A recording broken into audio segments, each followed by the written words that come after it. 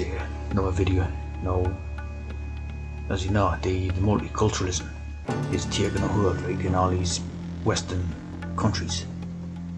And you can see by these statistics on the Great British Isles that there's a massive increase of people. It's going up year by year, right?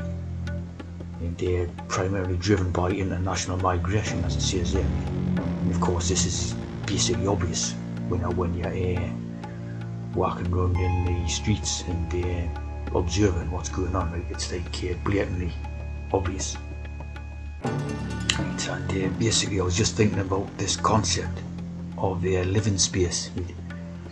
Like, for example, like how much living space does each person need? Like for a healthy type of life quality, quality of life type of thing. Right? The amount of space people have to live in. So basically, you had this concept, right? Which was important to the World War II aspect, right? Or if you watch any of these documentaries about World War II type of thing, they're always going on about Hitler's Lebensraum, right? And what they're doing with that is basically demonising, right?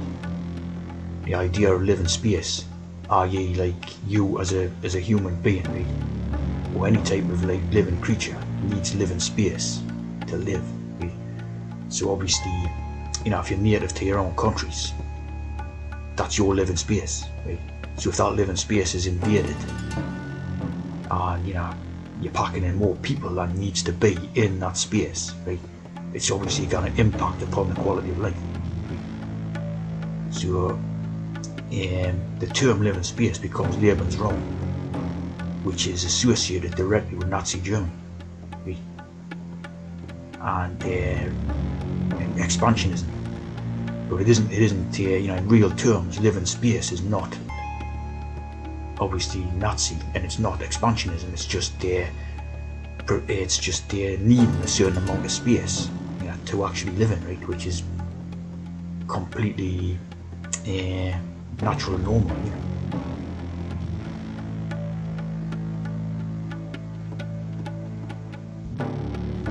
So you see, for example, living space of the red squirrel. Is indicating the natural habitat and where they live and how they survive and all that. Now obviously, as we know, the red squirrel in UK, Britain, is basically an endangered species. Right? So the red squirrel is an endangered species due to the introduction of grey squirrels and habitat loss. So you're talking about the habitat loss resulting in this particular type of squirrel becoming endangered, basically being wiped out in their own natural habitat, their own land, right?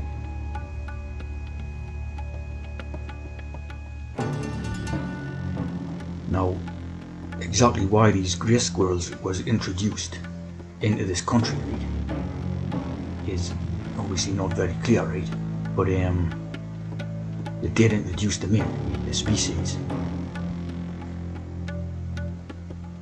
See, there's quite a somewhat different stories about why they were introduced in all this, right? But a banker named Thomas V. Brocklehurst,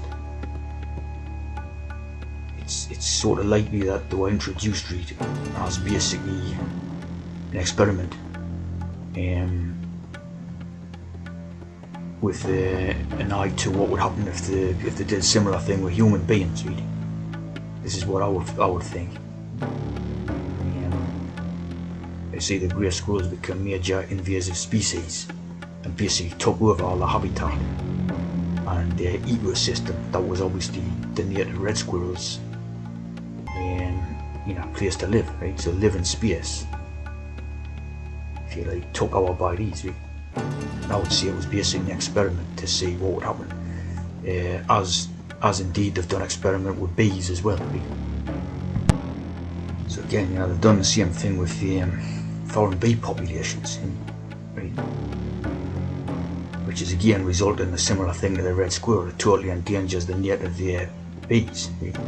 And then all of a sudden it's like, oh well, all the bees are dying out, Well, aye, because they've introduced foreign species of bees that have competed with them for, living space, if you like, habitat, and basically driven the native ones into near extinction. So it's like, why did they do this in the first place? And you can only be thinking that they're experimenting,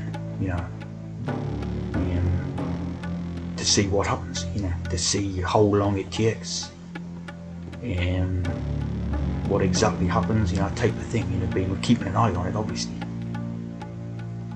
And again, I can only assume that they're doing it with the relation to what would happen if you did the same with human beings, which is obviously what's going on now, You see here, 1900 population in 1900, and then obviously the population now.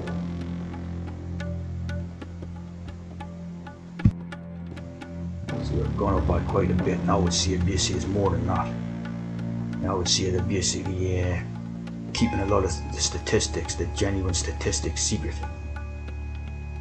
As to see that thing about the supermarkets, what the supermarket, like the figures what the supermarket sales generate would suggest 20 million more than what they actually admit to and stuff like that, It's got to be a lot more, right? As you see, a human typically needs 100 to 400 square feet of living space. Now basically you take the idea of a prisoner, like putting someone in a jail cell, a prison, right? And you're talking about a little, 6-by-8 jail cell or something, which is a punishment, right? It's basically a punishment to obviously restrict someone's space and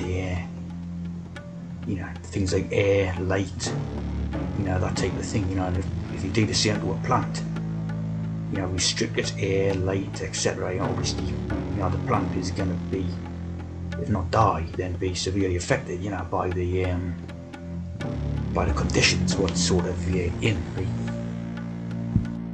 So as it says, the environment is crucial for plants, right? So basically you're talking about the same thing applicates to human beings as well, you've got to have a certain amount of space and air quality and light and all that stuff, or else obviously you're going to get health problems and all this. Now as you know, there's a big publicity thing and a big push on mental health type of stuff nowadays, all type of focus on things such as this, like depression, loneliness and trauma and all this, because basically they're actually actively sort of creating it, So you've got to focus on mental health because it's what they want to create by impacting, imposing upon people's living space, habitat, environment, as we're not saying it's important, but it's being invaded by invasive species type of idea, right? So this is like, probably the Tavistock Institute is providing all the sort of statistics and cues on what to act on, to basically, harm people's mental health, I would think. Obviously they claim they want to help people's mental health and all the rest, but most likely what they want to do is harm people's mental health, to be surrounded by invasive species and foreign environments is probably detrimental to mental health as well as physical health. That would be basically why, the entire concept of Damon's wrong, having a living space, the natural living space, which is completely a natural thing, straight away it becomes associated with this. Adolf Hitler, Mein Kampf, Nazi, So the very idea of wanting your own living space, which is completely natural, God-given type of thing, becomes associated with Nazism and all this, and this is no coincidence. It's deliberate. So it's like, if you want your own living space, they want to share your lands with people from other parts of the world or whatever, 10,000, God knows how many miles away. You're a Nazi, you're a racist, you're a Nazi, It's like, where does it end? When everyone's packed into where, the whole place is urbanized, with no but tower blocks, and everyone's packed in like, sardines into a tin, and you're sharing your living space, as they call it, with God knows who, and you can't even speak the same language, or, it's like a nightmarish type of condition what they're trying to bring about. And every bit of it along the way is tacked on. If you don't agree with it, you're a racist, you're a Nazi, you're evil, It's like, what's it going to bring about? It can only bring about something very bad, That's straight up, It can only bring about something bad. It's like this vile film, this vile movie, which is basically a cuckold propaganda piece, right? In which every sort of white character, right, is a cock to the black characters. Right? Attack the Block, Attack the Block is obviously some type of black attack or something written into that name, written and directed by Joe Cornish. This cuckold who was on the BBC. He's very BBC, and then produced this movie or whatever, right? And it's horrible, vile stuff. But it's basically their vision of what they want to come about, right? Which is these tower blocks full of urban, what they call urban youth and all this type of thing, where every white character is basically a cuckold to the black man. And just sickening propaganda. And if I was this character, I wouldn't exactly be proud of having made this movie. I'd be absolutely embarrassed. Of course, look like a woman. So, what a vile propaganda piece. Yeah. Of course, Westminster School in central London became friends with Adam Buxton and Louis Theroux. So they're all out the same mob, You know what they are. Jewish. You know what's going on, really. And so basically the vision, what they want is an urbanization vision. Right? And they basically want the whiteys to not be producing kids. Right?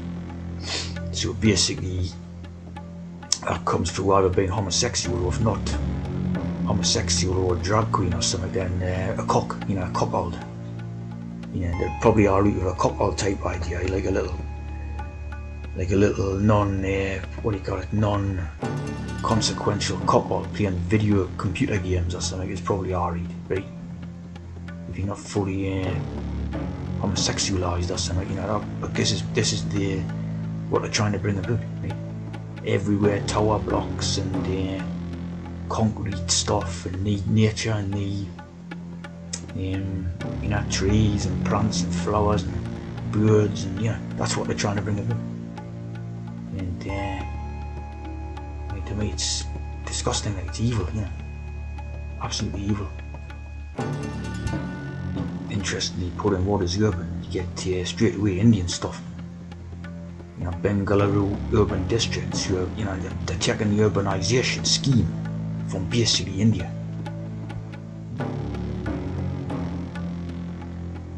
To administrative sectors. They're basically taking the same plans and applying it to Britain.